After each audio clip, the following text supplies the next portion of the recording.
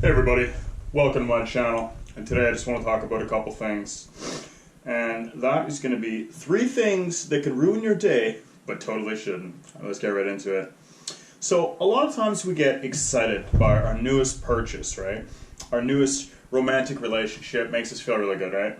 Or our current environment. All of these things are designed by nature to make us happy. But what I'm here to address is, where do we stand within ourselves without these external dopamine-producing activities, right? It's easy to be happy when everything is going well, but how do you handle the silence and the thoughts in your own head? That's the key. So I'm going to get right into it. Relationships. Ooh, okay?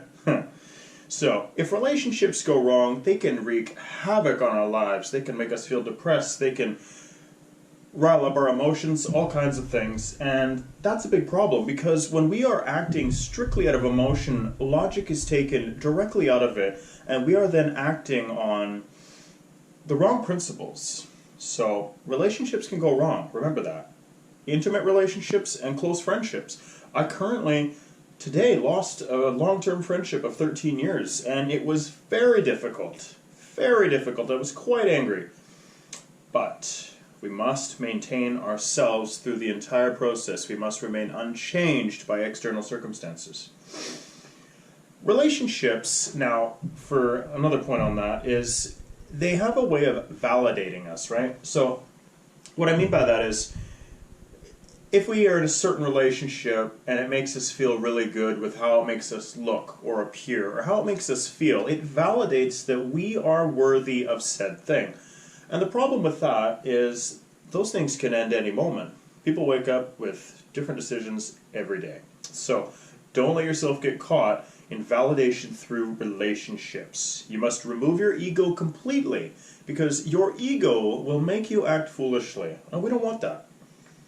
Okay, now point number 2 that can ruin your day but shouldn't is environment. Now this comes down to physical state. I experience this all the time. I have a physical job, and oftentimes my physical state is highly affected by the environment.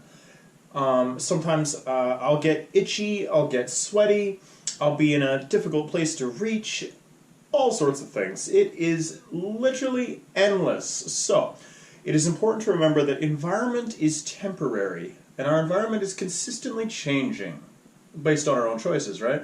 So, I just want to make sure that nobody is getting wrapped up in the cares of the temporary. Now, point number 3 is material possessions. Things that we buy that make us feel good. Let's say it's a trip to the movies. That's more of an environmental thing. But, here, let's go for another one.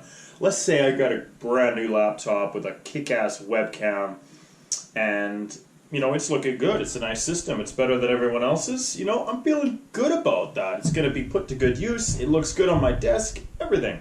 You know, my friends come over and they're like, yeah, check that out, right? So, the big problem with that is those things can be broken, they can be taken away, and at the end of the day, what this whole video is about is, where do we stand within, without any material possessions, without any dopamine-producing relationships, and without the most comfortable environment. Where do we stand? How strong are we on the inside? So the problem with material possessions is they fill up our lives and they decorate us in a way that we choose. However, we must look at ourselves like a stock version of ourselves, right? We have been made this way stock, and it is our decision to swap out pieces and upgrade things any way we please to become whoever we want to be. You agree? Alright, I'll see you on the next video.